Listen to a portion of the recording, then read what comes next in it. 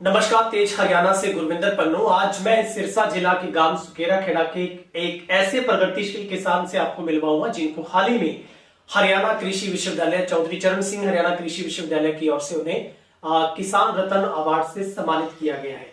आशीष मेहता जो एक प्रगतिशील किसान है और इसके साथ साथ जो जैविक कार्बन बढ़ाने में और फसल अवशेष प्रबंधन में और किसानों को जागरूक करने में उनका एक बहुत बड़ा इस इलाके में नाम है। उन्हीं से चर्चा करते हैं। मेहता साहब, सबसे पहले आपका तेज हरियाणा पर बहुत बहुत स्वागत है। धन्यवाद पन्नू जी। भाई साहब, सबसे पहले आपको बहुत बहुत बधाई। आपको किसान रत्न अवार्ड से नवाजा गया है। ये बहुत बड़ी खुशी की बात पूरे सिरसा जिला के लिए है कि आप भी उन चुनिंदा किसानों के अंदर शामिल हुए हैं। धन्यवाद। कैसा फील करते हैं भाई साहब, ये सफर आपका यहाँ तक का कैसा रहा? पन्नू जी, ये जो किसान रत्न का अवार्ड मिलना ये बहुत ही गौरव का और भावनाओं से भरा क्षण है। और मैं इस चीज को इस तरीके से महसूस करता हूँ कि जितना भी परिश्रम, जितना भी संघर्ष मैंने कृषि के क्षेत्र में किया और जितनी भी चुनौतियों का सामना किया, तो कहीं ना कहीं ये अवार्ड उसकी रिकॉग्निशन है। ये कहीं ना कहीं एक सम्मान है हर उस इंसान का जो कि संघर्ष कर रहा है और जो कि चुनौतियों से भरे जीवन से रोज जूझता है। तो ये मैं कहूंगा कि सिर्फ मेरा नहीं, ये सभी किसानों का सम्मान है। भाई साहब, आपको ये आइडिया कहाँ से मिला? क्योंकि नवाचार को, खेती की, तकनीकी खेती की, आधुनिक खेती की जब बात आती है तो इस दौर की और चलना सबसे बड़ी पहली चुनौती ही हो जाता है। तो ये आइडिया आपको कहाँ से मिला था? मैं पहले से ही स्वास्थ्य के क्षेत्र से जुड़ा हूँ और मैं नेचुरोपैथी को भी फॉलो करता हूँ। मेरा वेट बहुत ज्यादा था और मैं काफी बीमारियों से भी ग्रस्त था। 2013 में हमारे एक रिलेटिव हैं, उन्होंने मेरा नाड़ी परीक्षण किया, वो वैद्य है।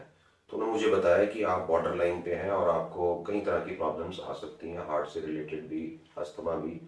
तो वो दिन था कि मैंने अपने स्वास्थ्य पर ध्यान दिया और वो एक अभूतपूर्व सफलता मैंने अपने शारीरिक स्वास्थ्य में पाई और काफी वेट मेरा रिड्यूस हो गया और काफी रोगों से मुक्त हो गया। तो मेरे मन में एक जिज्ञासा, मेरे मन में एक इच्छा जगी कि जब खेत हम ठीक कर सकते हैं, पेट ठीक कर सकते हैं, सॉरी, तो खेत क्यों नहीं कर सकते?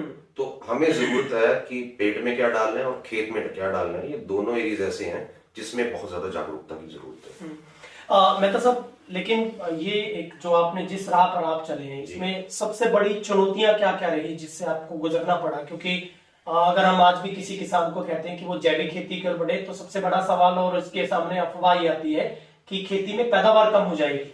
अक्सर समाज जो है ना अफवाहों पर चलता है। अक्सर हम एक सिस्टम में बंधे हुए हैं, हमें जो घर में सिखाया, समाज में सिखाया, हम उसी के दायरे में रहकर ही सोचते हैं। हमारी सोच का दायरा बहुत सीमित है। सिर्फ सोचना इतना कि उसमें क्या समस्या आएंगी, हर चीज की अपनी एक टेक्निकल डाटा होता है। आप जैविक खेती करते हैं, आपको पता होना चाहिए कि आपका जैविक कार्बन कितना है। आपका आज का अगर मैं जैविक कार्बन कहूं तो केमिकल फार्मिंग के भी उपयुक्त जैविक कार्बन नहीं है। तो हमें जरूरत है जैविक खेती से पहले जैविक कार्बन को बढ़ाने की। और सबसे बड़ी जो पहल मैंने की, मैंने जैविक कार्बन को बढ़ाने के हर उपाय किए। मैं निरंतर 10 वर्षों से लगभग हर फसल का अवशेष इन सीटू मैनेजमेंट जिसको कहते हैं वहीं पर खेत में करता हूँ।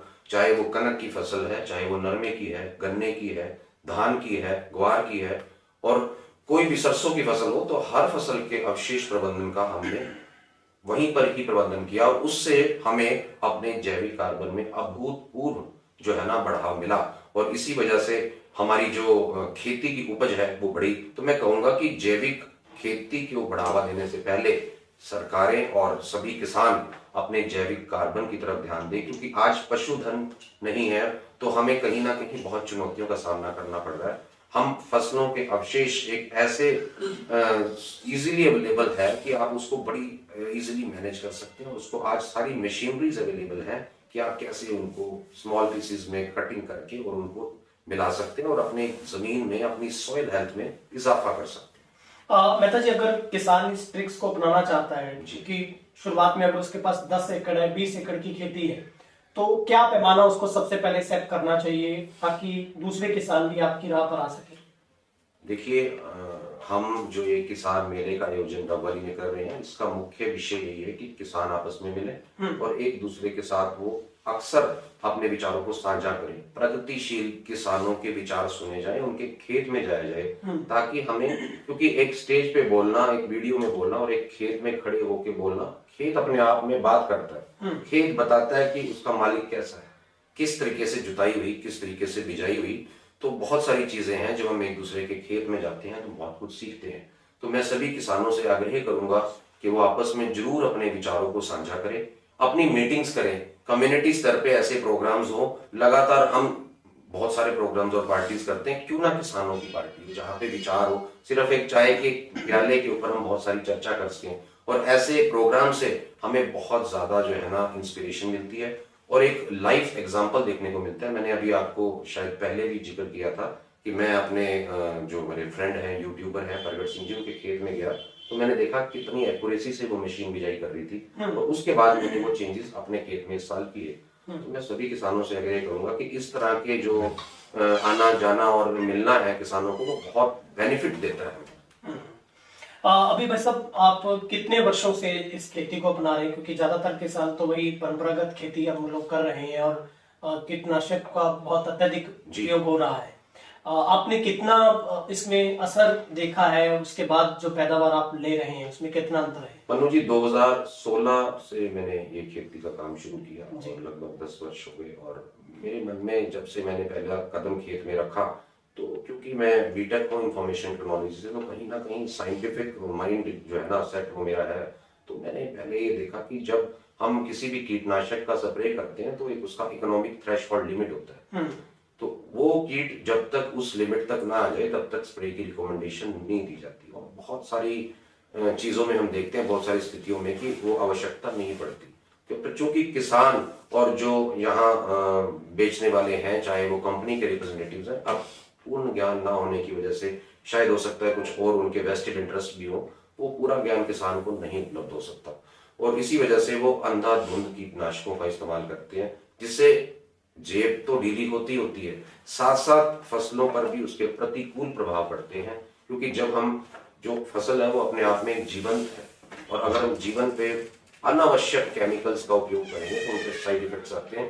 क्रॉप स्ट्रेस में भी जाती है। हम कॉटन में देखते हैं, पीछे एक स्प्रे आई थी जिसमें कि लैनो और पोलो का साल्ट मिक्स था, तो उसके स्प्रे से हम देखते थे कि कॉटन की फसल पे बड़ी बर्निंग की प्रॉब्लम आती थी। तो मैं यही कहना चाहूंगा कि जरूरत है किसान को हर चीज को समझने की। खेती जो अपने आप में बहुत बड़ा एक काम है, या हर किसान अपने आप में एक यूनिवर्सिटी की तरह काम करता है, और उसे करना भी चाहिए। वो प्रॉपरली रिसर्च करे, हर चीज को समझे और भावना को समझ के और सही निर्णय अपनी खेती में ले। ठीक है भाई साहब, बहुत बहुत आपको शुभकामनाएं। इस क्षेत्र में आप ऐसे आगे बढ़ते रहें। Thank you. बहुत बहुत धन्यवाद। तो हमारे साथ आशीष मेहता जी, जो कि हाल ही में उनको किसान रत्न अवार्ड से सम्मानित किया गया है, और हमने डिस्क्रिप्शन में भी और मैंने ऊपर भी नंबर इनका फ्लैश किया है। जो किसान भाई इनसे और जानकारी लेना चाहते हैं तो आप इस नंबर पर संपर्क करके समय मांगकर आप जानकारी ले सकते हैं। और अगर आप भी जैविक खेती की ओर बढ़ रहे हैं, करते हैं, तो कमेंट में जरूर बताइएगा आपको कितना इससे फायदा मिला। चूंकि जैविक खेती ना सिर्फ सेहत को अच्छा करती है, बल्कि उससे जो उपज होती है, जो उत्पादन है, उसका भी आपको डबल मुनाफा, उसका अच्छा रेट मिलता है, मिट्टी की भी उम्र बढ़ती है, और कई तरीके के जो फायदे हैं वो इस खेती में गुड फार्मिंग के अंदर देखने को मिलते हैं। कैमरा पर्सन संदीप के साथ गुरविंदर पन्नू, तेज हरियाणा, डबवाली, सिरसा।